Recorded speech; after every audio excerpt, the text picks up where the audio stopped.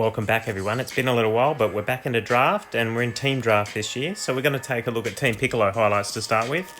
First game we've got is Piccolo versus Theta, two of the captains going head to head here.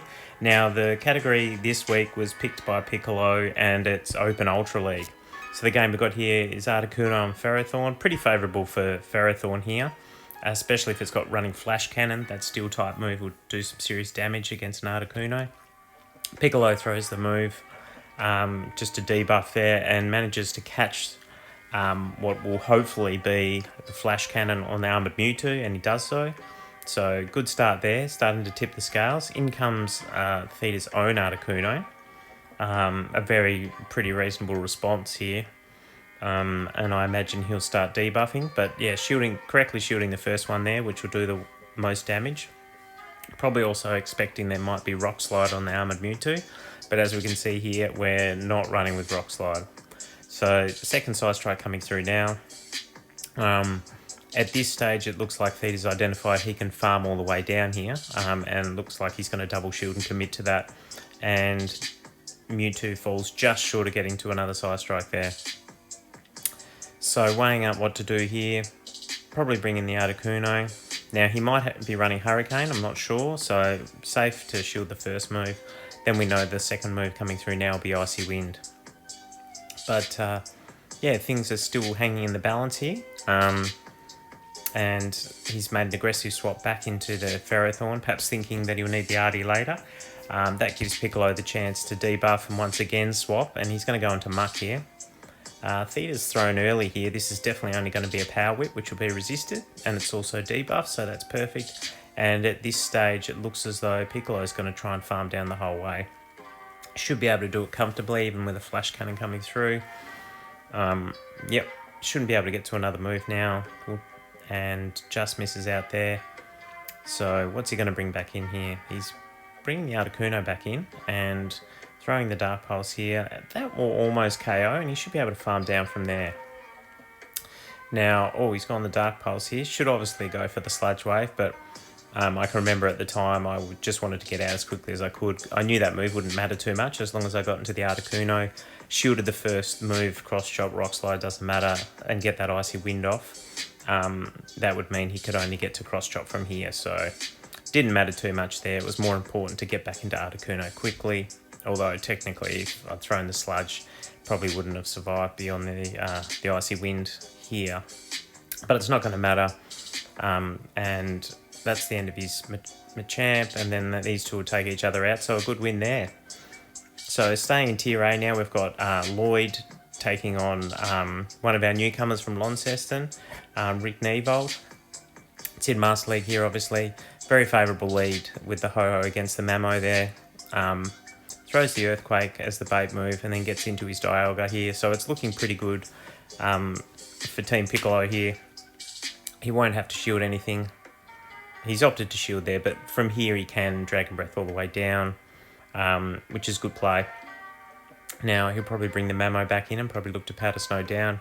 Identifying that, he's going to throw the Draco here, which will mean that there should be less farm for the Mamo.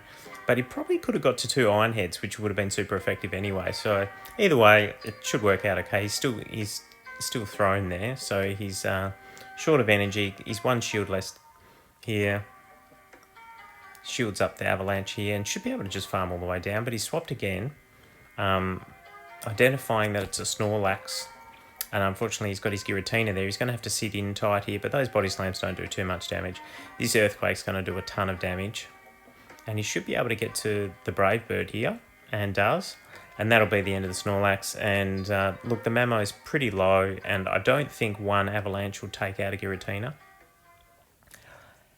It's coming through now. Probably do about sort of 60-70%, or a bit more than that. But yeah, obviously just survives, and that's all he needs to do, and he gets to the Shadow Ball to finish the job. So another win for Team Pick there. Now we've got Hawk Aussie versus Rick Nevold. This looks like it's in Open Ultra. So very sort of neutral lead here. Obviously the Giratina is going to get to its moves faster. He's thrown the Dragon Claw there. Not sure why. Maybe he does not running Shadow Sneak. Anyway, puts the pressure on here. He's let the first one go through, and now he's baiting with Grass Knot, knowing that he'll have to shield here, and he gets the shield, so that's perfectly timed. Now he's gone into his Umbreon, and Articuno. Look, Articuno is definitely a decent response, but this thing is an absolute tank. Doesn't even look like he's got it maxed, but it's not going to matter here. He's going to get a ton of these foul plays off, and I doubt he'll shield. He should be able to get it pretty low and potentially come back in and farm down with Gengar. So it's looking pretty good here.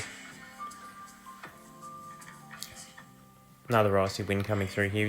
It's Hurricane. Yeah, he's made a brilliant call there, and that'll mean that he won't be too debuffed and he can safely farm down.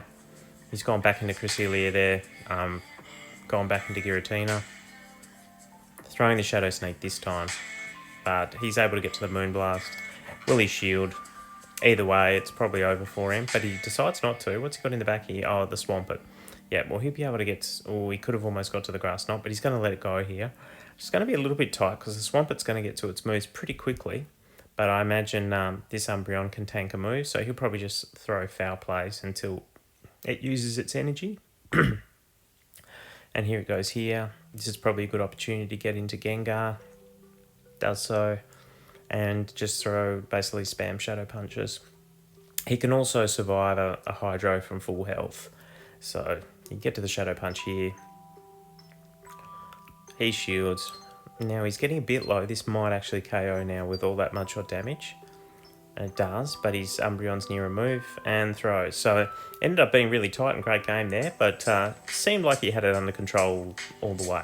Alright, now we've got Chipsy against Hawk Aussie here.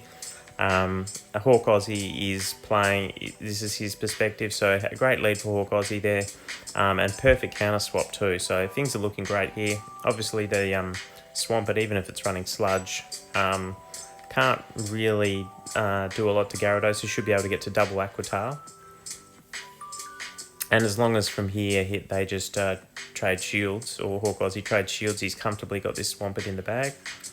Oh, he hasn't thrown straight away there. That's put a bit of pressure on, but it's definitely just a Hydro. And he can now throw the Aqua Tail. Coming through now. Yep. And yeah, so he's maintained Switch, which is perfect, and he's got that Melmetal on the Abomasnow. So he'll be able to come back in here, throw that Rock Slide. Doesn't matter what this is, it's probably an Energy Ball, but it's such a hard counter. He's thrown there. Probably wouldn't have thrown there. Just should have just gone straight into his next Mon. But he's thrown, which isn't so bad. And at this stage, he's still got it under control. Swampert is a pretty terrifying prospect for a Muck. Obviously, it outpaces it with Hydro Cannon. That Dark Pulse coming through. He's building up here. Oh, geez. He's over-farming badly here. It's forced him into using the shield. He still should be okay. See what Chipsy does. Technically he has to shield here because that Melmetal is just going to... Yeah, and he does shield. He's going to try and force... And again, he's over-farming, but this time it's okay. He gets that one through, which is good. Gypsy's shielded again. Now, what's he doing? He's powering up. Yep, throws. That's good as well. He should be able to get straight out into his Melmetal now. He needs this Swampert alive. Yeah, needed to swap out there. And this is turning the tides because now the Swampert's dead. He's got nothing for that Muck. Another move coming through here, and he's shielding. He probably wouldn't be shielding this either. It's just a Weather Ball. No, there's not really anything Abomasnow can do to hurt Melmetal, but he should still have this comfortably here. He should just be able to superpower here, and that's game over.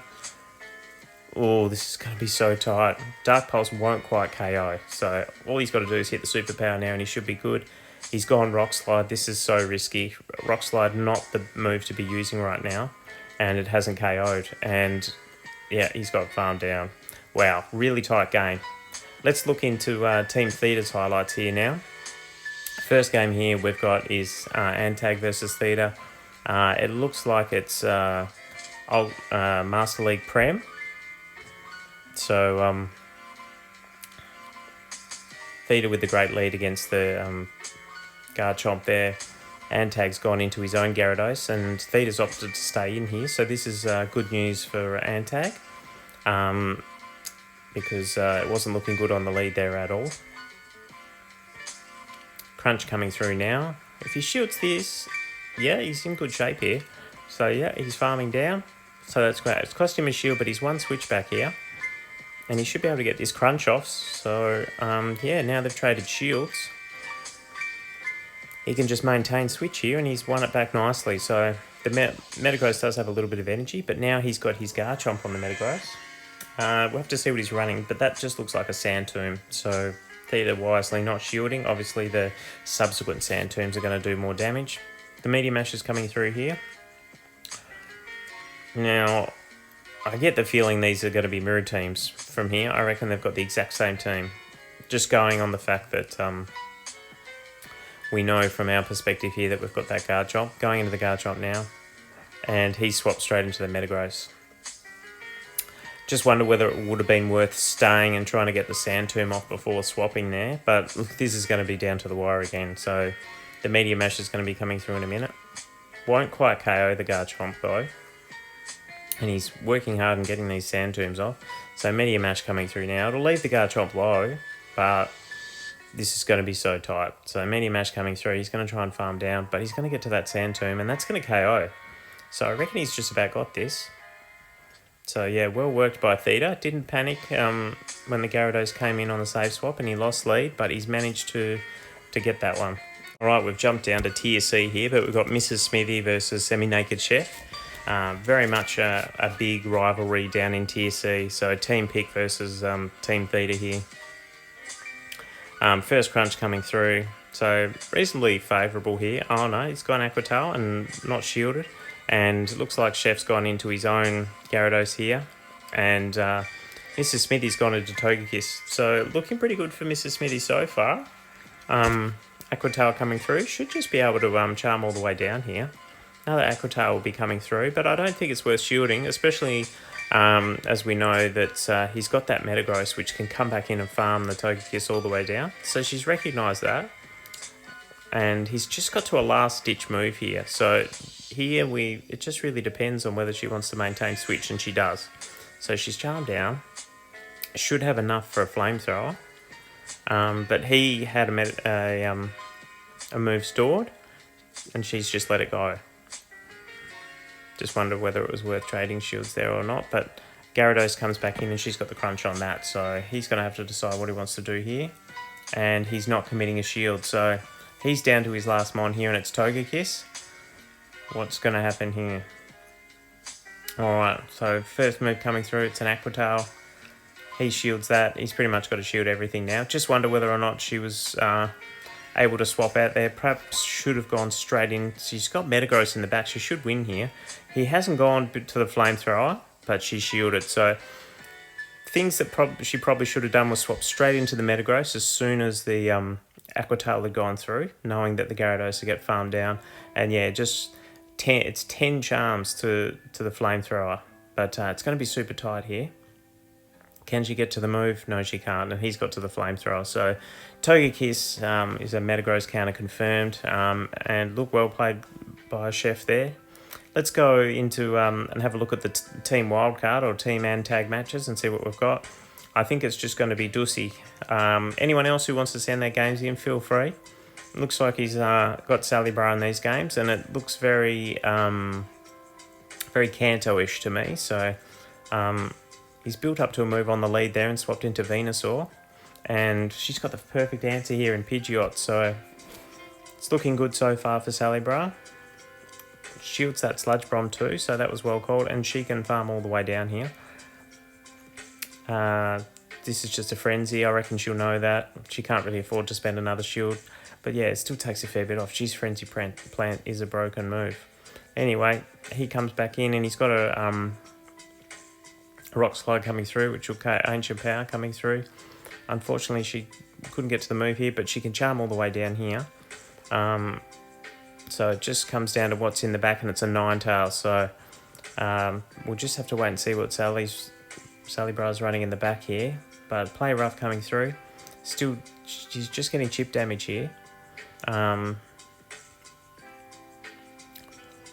Psyshock coming through. What has she brought in there? I didn't quite catch that.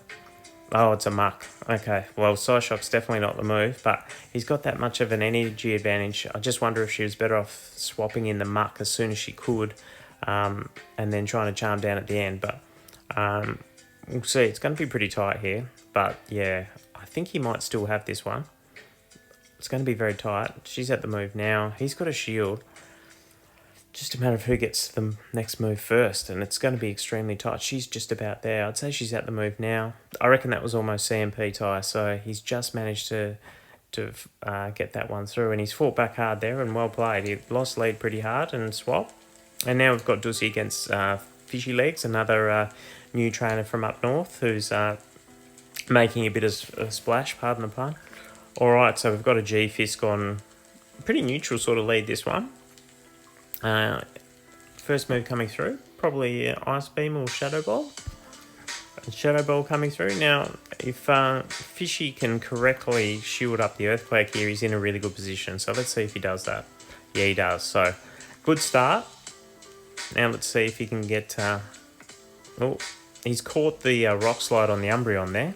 So, interesting play. Not sure if he needed to necessarily do that. Perhaps throw the move first and... Dusk's gone straight into the Tropius here. Also good for Fishy Legs because he wouldn't want his he wouldn't want that jellyfish seeing this Razor Leaf Tropius. So it's looking pretty good, but Tropius does have a good matchup against Umbreon here. So attack coming through. Dusty's being very stingy with those shields at the moment. He knows these foul plays don't do a great deal of damage. He's going to get another one through here. Wonder if he's going to commit to the farm down. I reckon he's shielding here, so I think he's going to commit to the farm down. Coming through and gets there before another move gets through. So he's got a lot of energy here.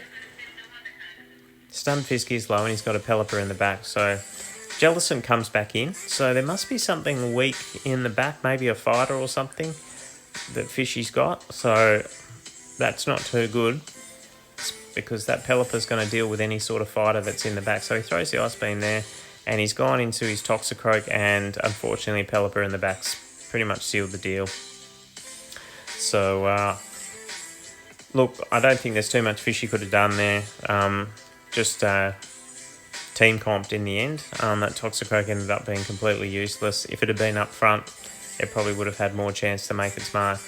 Still going to be a pretty close game, though. The Jellicent's farmed down. What's he going to opt to do here? He's bringing in the Stunfisk. Can he get to the move? He's got to the Earthquake there. Just wonder whether Fishy's over-tapped or whether he must have been at the move. And unfortunately, yeah, oh gee, so close. If he'd managed to get to that move first and KO'd the Stunfisk, I reckon he's got that game in the bag. But the Tropius is just going to come in and Razor Leaf down. So, results. Let's have a look at it. Feeder, 15 wins. Antag, 21 wins. And Piccolo up front. Team Piccolo, 27 wins. But there's next week's games coming up, and we'll just have to see how they go. But a great first week. See you next week, everyone.